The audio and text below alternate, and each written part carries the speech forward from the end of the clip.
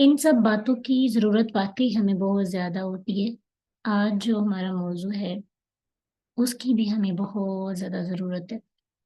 ہم لوگ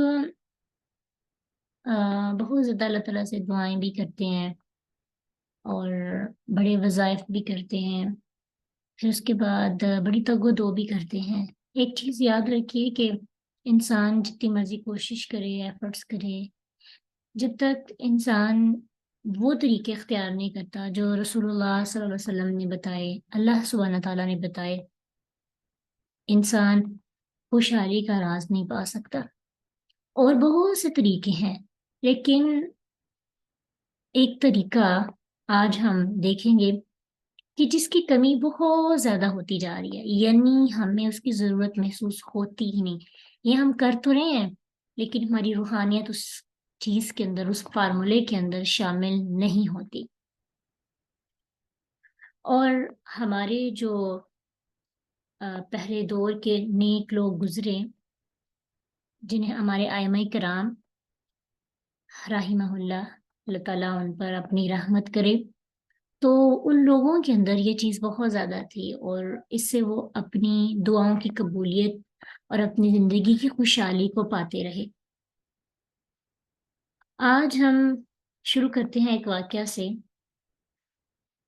حسن بصری رحمہ اللہ،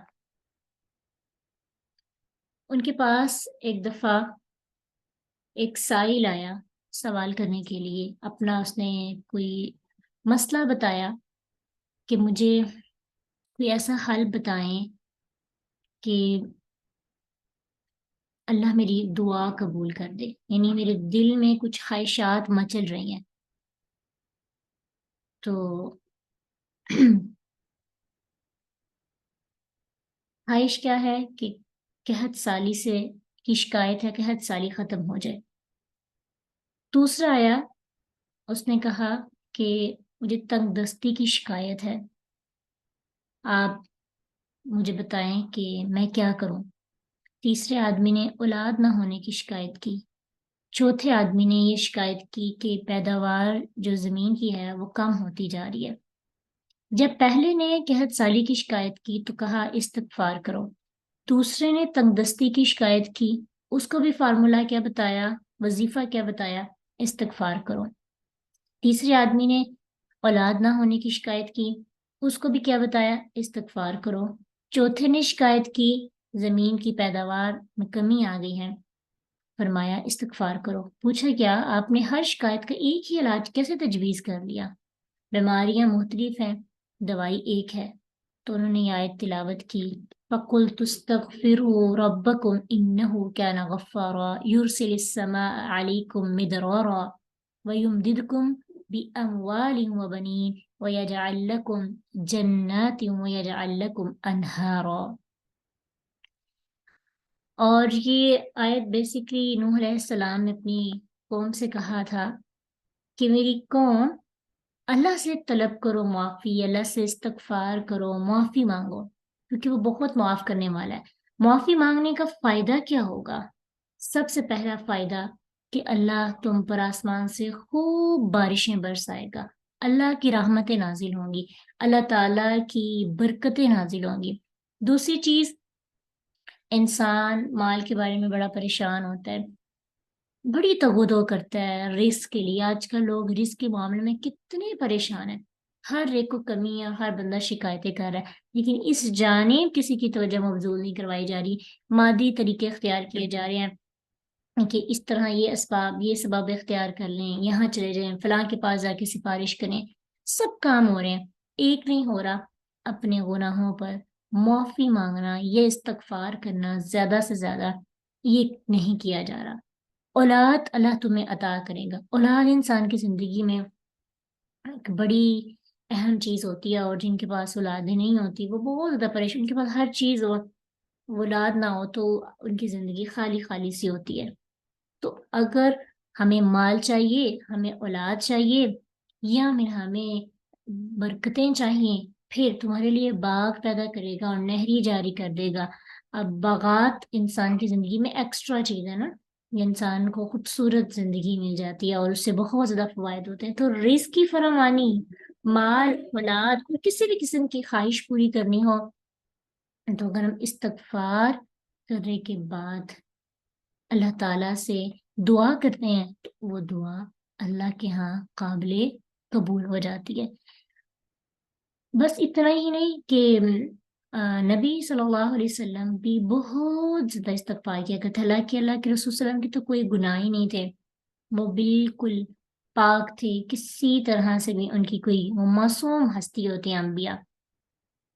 نبی صلی اللہ علیہ وسلم کثرت کے ساتھ استغفار کرتے، کہا جاتا ہے کہ ایک ایک مجلس میں 100 مرتبہ رسول اللہ صلی اللہ علیہ وسلم استغفار کرتے۔ اور عبداللہ بن عمر رضی اللہ عنہما فرماتے ہیں کہ میں نے نبی صلی اللہ علیہ وسلم کو ایک مجلس میں 100 مرتبہ استغفر اللہ الذی لا الہ الا هو الحی القیوم واتوب الیہ کہتے ہوئے سنا۔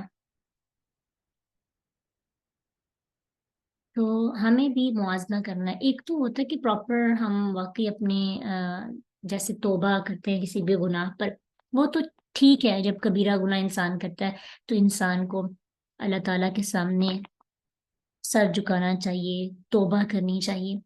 ایک چیز ہوتی ہے کہ ہم چھوٹے چھوٹے صغیرہ گناہ کرتے ہیں، مثلا نماز پڑھے ہیں، نماز میں کمی ہو گئی ہے، ہماری زبان سے کسی کو تکلیف پہنچ گئی، چلتے پھرتے ہاں ہمارے سے کوئی نہ کوئی کمی رہ جاتی ہے جو ہماری نیت بھی نہیں ہوتی، لیکن پھر بھی انسان اپنا 100% لگا کر بھی کچھ نہ کچھ کمی رکھ ہی دیتا ہے، انسان ہے نا، بھول جاتا ہے۔ تو استغفار کرنے سے انسان کا دل اور پیور ہو جاتا ہے، جیسے ہم نے قلب سلیم کا پڑھا، نیت کے اخلاص کا پڑھا، اور بھی بہت سی چیزیں ہم نے سیکھی پڑھی۔ اب ہماری خواہش ہے سب پر عمل کرنے کی، ہم ٹرائی بھی کرتے ہیں، کوشش بھی کرتے ہیں، اس کے باوجود ہم سے کمی رہ جاتی ہے، تو وہ کیسے ختم ہوگی؟ استغفار کرنے سے، اور زیادہ سے زیادہ استغفار کرنے سے انسان اللہ کے قریب ہو جاتا ہے، انسان کی دعائیں پوری قبول ہونے لگتی ہیں۔ اب یہ ہے کہ استغفار کرنے کا صرف یہ طریقہ نہیں ہے کہ ہم صرف 100 دفعہ یا 500 دفعہ استغفر اللہ پڑھ لیں اور ہم اس پر غور ہی نہ کریں۔ ہمیں جب بھی استغفار کریں، زیادہ سے زیادہ کریں، بہت زیادہ کریں، ساتھ ہی ساتھ اپنے دل کو بھی عاجز کریں، یا اللہ میری فلاں کمی، میں جتنی مرضی نیکیاں کر لوں میرے اندر کمیاں کوتاہیاں رہیں گی۔ جتنے ہم استغفار کا مطلب بیسیکلی ہے کہ اللہ کے سامنے عاجز ہو جانا، جتنے ہم عاجز ہوں گے اللہ تعالیٰ کے ساتھ اتنا قرب کا رشتہ ہوگا۔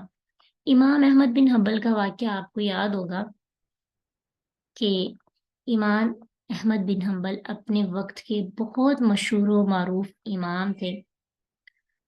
تو ایک رات سفر میں تھے کہ ایک قصبے میں انہوں نے، رات ہو گئی، نماز کے بعد مسجد میں ٹھہرنے کا انہوں نے ارادہ کیا۔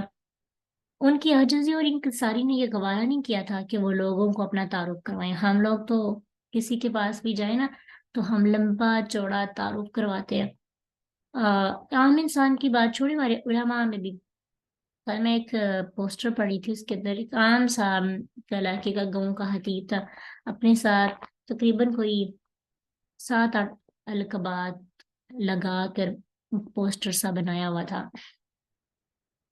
اور بہت زیادہ اور بھی چیزیں ایڈ کر، جو انسان حقیقت میں ہوتا بھی نہیں ہے، لیکن یہی عاجزی ختم ہو گئی، اسی وجہ سے ہماری زبان کے اندر تصحیح نہیں رہی۔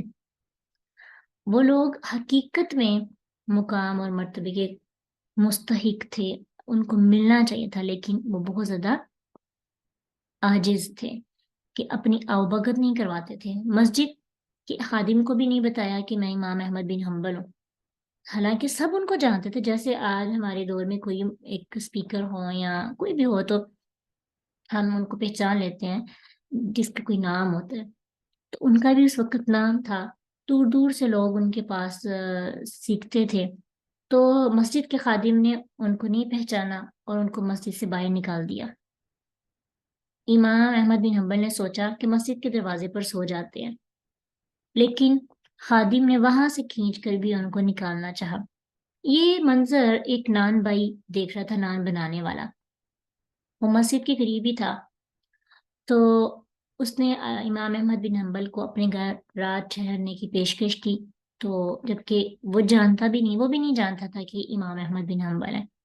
جب وہ امام صاحب ان کے گھر میں تشریف لے گئے تو انہوں نے دیکھا کہ جنان بھائی کام کرنے کے دوران کثرت سے استغفار کر رہا ہے، استغفر اللہ کرتا جا رہا ہے، آٹا گونتا جا رہا ہے، کوئی بھی کام کرتا ہے ساتھ استغفر اللہ، چھوٹے سے چھوٹے کام میں بھی جو ہے نا وہ، اب دیکھیے ہمارے گھر کوئی نیا بندہ ہے یا مہمان آئے نا تو ہم اس کو اس کے ساتھ بڑی گپ شپ کرتے ہیں، لیکن اس وقت اس دور کے لوگ بڑے پیارے نایاب اور بڑے خوبصورت تھے، انداز بڑا اچھا تھا۔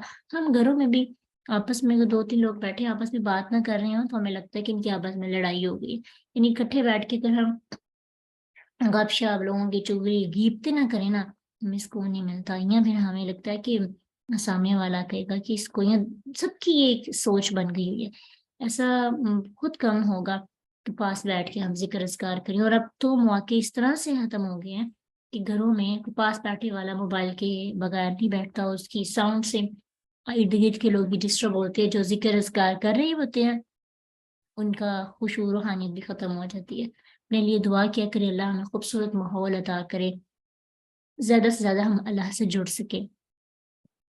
امام احمد بن حنبل نے ان سے پوچھا تم اتنا استغفار کرتے ہو، کیا تمہیں اس استغفار کرنے سے کوئی پھل ملا ہے یا زندگی میں تمہیں کوئی اس کا فائدہ نظر آیا ہو؟ تو نان بھائی نے جواب دیا کہ میں نے اللہ تعالیٰ سے آج تک جو بھی مانگے اللہ نے میری ہر دعا قبول کی ہے، صرف ایک دعا نہیں قبول کی، وہ ابھی تک قبول نہیں ہوئی، لیکن اس کو یقین تھا کہ وہ بھی قبول ہو جائے گی۔ امام احمد بن حنبل نے پوچھا کہ وہ کون سی دعا ہے کہ جو تمہاری آج تک قبول نہیں ہوئی؟ تو نان بھائی نے جواب دیا کہ میرے دل میں کچھ دنوں سے یہ خواہش چل رہی ہے کہ میں امام احمد بن حنبل رحمہ اللہ سے ملنے کا شرف حاصل کروں۔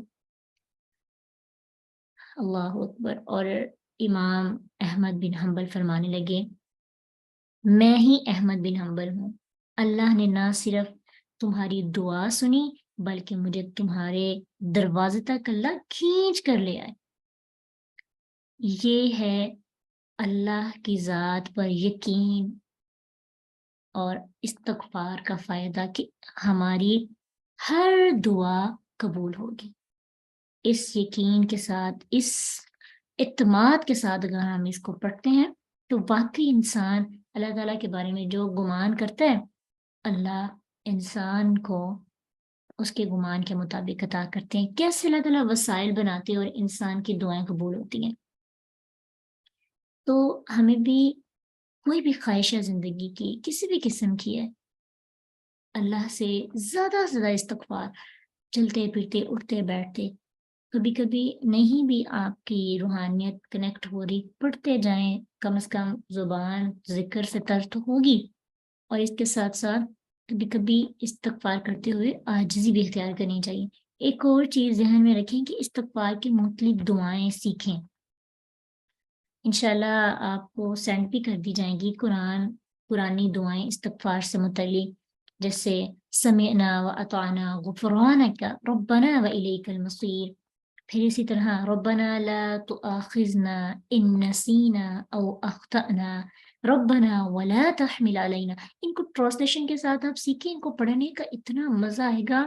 آپ کام کر رہے ہیں ساتھ پڑھیں ربنا لا تؤاخذنا ان نسینا، یا رب ہم سے اگر بھول ہو جائے، اگر ہم غلطی کر بیٹھیں، یا رب لا تؤاخذنا ہمارا مواخذہ نہ کرنا، ہمیں نہ پکڑنا، ربنا لا تحمل علینا اصرا کما حملته علی الذین من قبلنا، یا اللہ ہم پر ایسا بوجھ نہ ڈالنا جیسے تو نے پہلے لوگوں پر بوجھ ڈالا تھا، ربنا ولا تحملنا ما لا طاقة لنا به واعف عنا، یا رب جتنی ہمارے پاس طاقت نہیں ہے اتنا بوجھ ہمارے پر نہ ڈالنا، تو ہم سے درگزر فرما، واغفر لنا یا اللہ ہمیں معاف کر دے، وارحمنا اے اللہ ہم پہ رحم فرما، انت مولانا یا اللہ تو ہمارا دوست ہے، ہمارا مولا ہے، فانصرنا علی القوم الکافرین کافروں کے مقابلے میں ہماری مدد فرما۔ اتنی پیاری پیاری دعائیں اللہ سبحانہ تعالیٰ نے استغفار کرنے کی بتا دی، سکھا دی، طریقے بھی خود ہی بتا دی، اور ان دعاؤں کے اندر یعنی ان دعاؤں کو اگر ہم غور کریں، پڑھیں غور و فکر سے، تو عاجزی خود بخود آ جاتی ہے، جیسے ربنا اننا آمنا فاغفر لنا ذنوبنا، اے ہمارے رب اب ایمان لا چکے، اب ایمان تو لے آئے ہیں، تب ہمیں معاف کر دے. ہمارے پچھلے گناہ تو ہمارے ماضی کے گناہوں کا ڈھیر لگا پہاڑ ہے. لوگ سمجھتے ہیں نا نیکیاں شروع کر دی ہیں ماضی کے گناہوں ہیں ان کا کیا ہوگا. اللہ توبہ کی وجہ سے پچھلے سارے گناہ معاف کر دیتے ہیں، بلکہ اللہ تعالیٰ ان گناہوں کو نیکیوں میں بدل دیتے ہیں.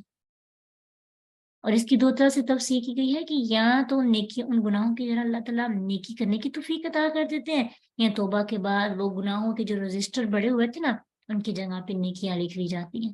اس قدر اللہ سبحانہ تعالیٰ نے توبہ استغفار کے فوائد رکھے ہیں. پھر ایک بڑی خوبصورت دعا سورۃ آل عمران میں ربنا اغفر لنا ذنوبنا واسرافنا فی امرنا وثبت اقدامنا.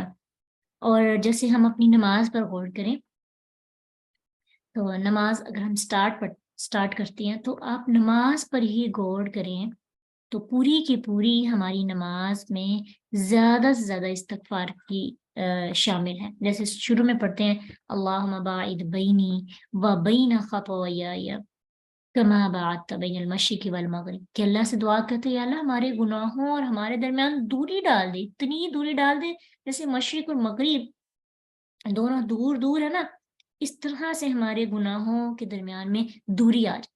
ہم لوگوں کو استغفار کرنے کی کیا ضرورت نہیں ہے. یعنی استغفار کیوں کیا جاتا ہے؟ اپنے آپ کو پیور کرنے کے لیے، اپنے آپ کو پاک کرنے کے لیے، اپنے آپ کو پاکیزہ بنانے کے لیے، تاکہ ہم جب اللہ کے سمجھے استغفار ہماری روح کا غسل ہوتا ہے. کسی کے گھر جانا ہو نہا دھو کے جاتے ہیں، میک اپ کر کے جاتے ہیں، ایسے ہی کرتے ہیں نا. تو اللہ کے سامنے بھی جب ہم جا رہے ہیں تو دعا استفتاح جب ہم پڑھتے ہیں اللہم باعد بینی سے شروع کرتے ہیں، 3 خوبصورت دعائیں اللہم باعد بینی و بین خطایائی کما باعدت بین المشرق والمغرب اللہم نقنی من خطایائی کما ینقی الثوب الابیض من الدنس، کہ اللہ تعالیٰ سے ہم کہتے ہیں اللہ جیسے سفید کپڑا میں کچھ سے دھویا جاتا ہے ایسے میرے گناہوں کو دھو کر مجھے بھی سفید کپڑے کی طرح بالکل نیٹ اینڈ کلین کر دے. اور پھر کہ اللہ میرے گناہوں کو اولوں سے، برف سے، پانی سے دھو دے. اتنی خوبصورت یہ دعائیں استغفار کی. اور ضروری نہیں کہ صرف ہم نماز میں پڑھیں، چلتے پھرتے بھی، اور نماز میں بھی اگر ان کو خشوع سے پڑھیں تو سمجھیں اللہ کے گھر جا رہے ہیں اللہ کے پاس، تو اللہ کے پاس جانے سے پہلے یہ ہم نہا دھو رہے ہیں، یہ ہم پاک ہو رہے ہیں.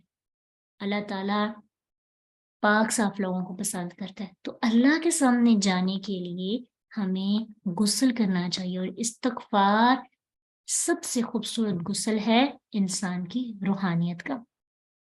پھر آپ جب رکوع میں جاتے ہیں تو بچپن سے سبحان ربی العظیم سیکھے. اس کے علاوہ اللہ کی نبی صلی اللہ علیہ وسلم نے اتنی دعائیں پڑھی، سبحانک اللہم و بحمدک اللہم اغفر لی.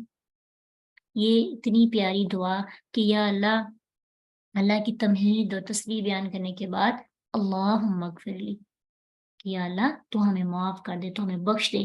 اگر رب کا سجدے میں جاتے ہیں پھر یہ دعا پڑھتے ہیں. اور ایک اور بڑی پیاری دعا اللہم اغفر لی ذنبی کلہ دکہ وجلہ واولہ وآخرہ علانیتہ وسرہ. اس کی ٹرانسلیشن اتنی پیاری ہے، یا اللہ تمہارے گناہ معاف کر دے، جو چھپے ہوئے ہیں، جو ظاہر ہیں، جو ہم نے تنہا کیے، جو لوگوں میں بیٹھ کے کیے، اور جو چھوٹے ہیں، جو بڑے ہیں، جو پرانے ہیں، جو نئے ہیں. یعنی ایک دعا کے اندر ہم اللہ تعالیٰ سے کتنی زیادہ گناہوں کی توبہ کر لیتے ہیں. اٹھتے ہیں سجدے سے کیا پڑھتے ہیں؟ رب اغفر لی، رب اغفر لی، رب اغفر لی. یہ بھی مغفرت کی دعا. جب ہم تشہد کی حالت میں بیٹھتے ہیں تو تشہد کی دعائیں پڑھنے کے بعد دعا پڑھتے ہیں اللہم انی ظلمت نفسی ظلما کثیرا. اے اللہ ہم نے اپنے نفس پر ظلم کیا، اتنا ظلم کیا، کثیرا بہت ظلم کیا، اور کرتے چلے جاتے ہیں. اللہم انی ظلمت نفسی ظلما کثیرا ولا یغفر الذنوب فاغفر لی مغفرۃ من عندک وارحمنی، کہ اللہ تو معاف کرنے والا ہے نا، اگر تو نے نہ معاف کیا تو مجھے کس نے معاف کرنا ہے. اگر تیرے در پہ بھی مجھے بخشش کی ٹکٹ نہ ملی تو یا اللہ میں کس کے در پہ جاؤں، میرا تو کوئی اور در ہے ہی نہیں. تو ہی ہے سب سے بڑا بادشاہ. میرے دل کے اتنے گناہ ہیں، میں چاہتے نہ چاہتے نیت خراب ہو جاتی ہے، چاہتے نہ چاہتے عمل میں دکھاوا آ جاتا ہے. بڑی کوشش کرتے ہیں 100% لگانے کی، پھر بھی 10%، 20%، 50% اچھا نہیں کر پاتے جس طرح کا کرنا چاہیے. قرآن کو پڑھنے کی کوشش کرتے ہیں فوکس نہیں ہوتا, نماز میں خشوع لانے کی کوشش کرتے ہیں خشوع قائم ہی نہیں ہوتا. اللہ تجھ سے ملاقات کرنے آئے تھے, شروع میں نہا دھو کے پھر سے ملنا چاہا, درمیان میں پھر شیطان نے آ کے وسوسے ڈال دیے, اب اینڈنگ کر رہے ہیں نماز کی تو پھر توبہ کر رہے ہیں, یا اللہ تو معاف کرنے والا ہے, بڑا میں نے ظلم کیا اپنے نفس پر اور میرے نفس نے مجھے گناہوں پر ابارا, تو مجھے معاف فرما دے. اور پھر جب ہم سلام پھیرتے ہیں تو پھر کیا پڑھتے ہیں؟ اللہ اکبر, استغفر اللہ استغفر اللہ, یا اللہ معاف کر دے. یعنی پوری کی پوری نماز میں ہم نے کتنی بار استغفار سے اپنا غسل کیا. اس کا مطلب یہ ہے کہ شیطان ہمیں بہت ناپاک کر دیتا ہے, شیطان ہماری نیتوں کو ناپاک کر دیتا ہے, شیطان ہماری نیتوں میں شرک لا کر ہمیں, شرک جو ہے نا وہ مشرک نجس ہوتا ہے, ناپاک ہوتا ہے. تو ہم مشرک کیسے ہوتے ہیں؟ بہت سی چیزوں سے, جیسے نماز میں کسی اور طرف دھیان چلے جانا, دکھاوا آ جانا, فوکس نہیں کر پاتے, کسی اور نماز پہ فوکس کرتے ہیں فوراً سے شیطان کوئی اور بات یاد دلا دیتا ہے, ارد گرد کا انوائرمنٹ ہمیں اس طرف ہم اپنا دھیان لے جاتے ہیں. تو اتنی بار ہم نماز میں استغفار کے ہمیں موقع ملتے ہیں, لیکن ہم پڑھ لیتے ہیں, پڑھتے تو ہم ہیں لیکن غور نہیں کرتے.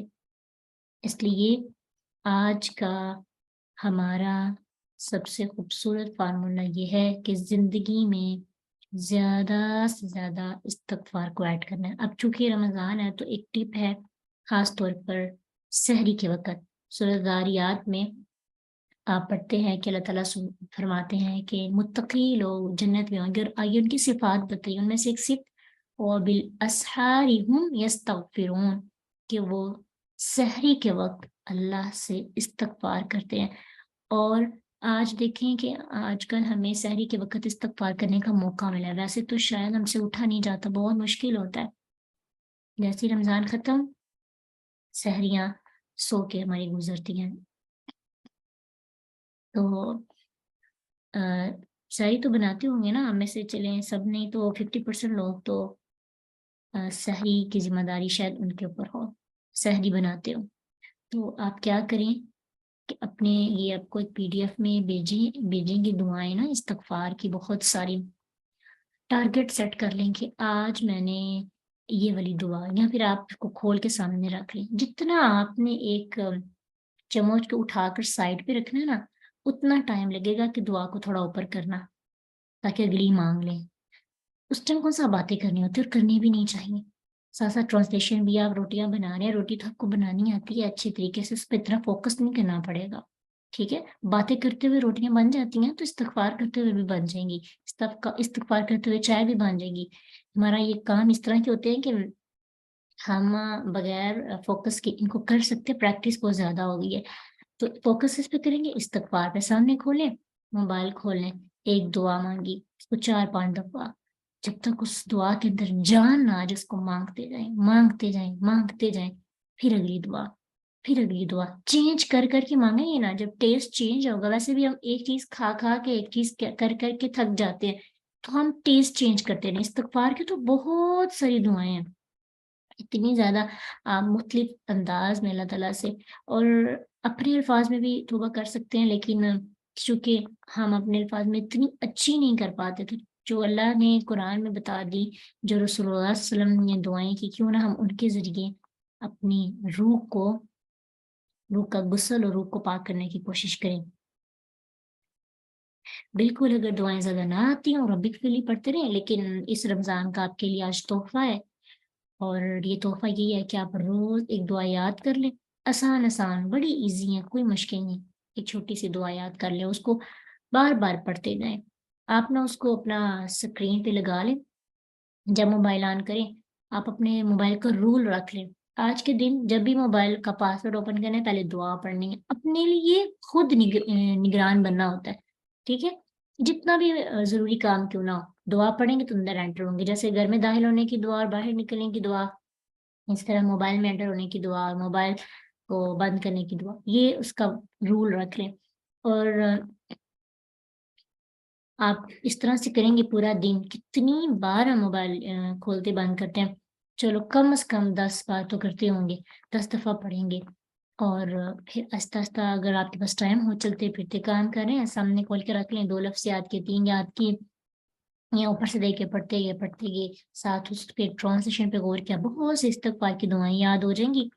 اور جہاں کہیں جب کبھی آپ پریشان ہوں، پرابلم میں گری ہوں، مسئلے حل نہ ہو رہے ہوں، زیادہ سے زیادہ استغفار کریں، انشاءاللہ جو ان کو اولاد کی کمی ہے، اللہ تعالیٰ اس سمجھے ایک بہترین وظیفوں کی طرف ہم بڑا بھاگتے ہیں، اللہ نے وظیفہ بتایا، فَقُلْتُ اسْتَغْفِرُوا رَبَّكُمْ إِنَّهُ كَانَ غَفَّارًا، اللہ تم پر آسمان سے بارشیں بھی نازل کرے گا، تمہیں مال سے بھی نوازے گا، تمہیں بیٹوں سے بھی نوازے گا، اولاد عطا کرے گا، اور تمہارے لیے باغات ہوں گے، نہریں جاری کر دی جائیں گی، یہ کتنی نعمتیں ہیں۔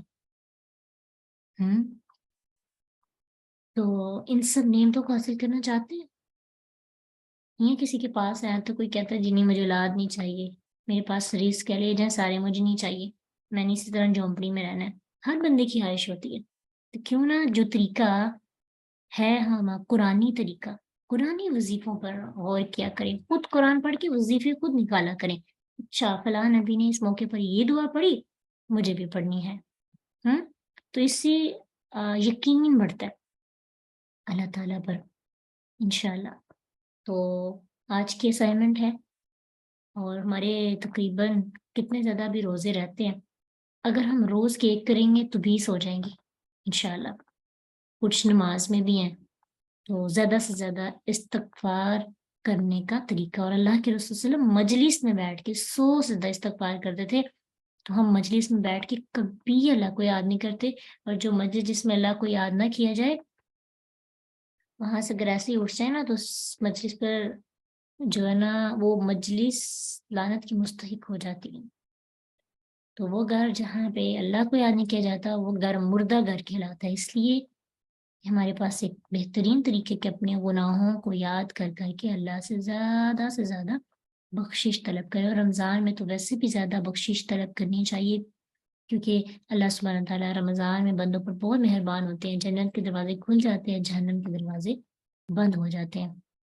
اور بہت سے لوگوں کو جہنم سے آزادی ملتی ہے رمضان میں، تو ہمارے بھی جو ماضی کے کبیرہ گناہ ہیں جو کسی کو بھی نہیں پتا، بڑے ہم نے چھپ کے کیے، اللہ نے راز ڈالا ہوا ہے، اللہ کو کہیں اللہ قیامت کے دن بھی ایسے راز میں رکھنا، ہم قیامت کے دن رسوا نہیں ہونا چاہتے لوگوں کے سامنے انشاءاللہ، اللہ ہم سب کو توبہ استغفار کرنے کی توفیق عطا کرے، رب انی ظلمت نفسی فاغفر لی ربنا اغفر لی ولوالدی وللمؤمنین یوم یقوم الحساب، اور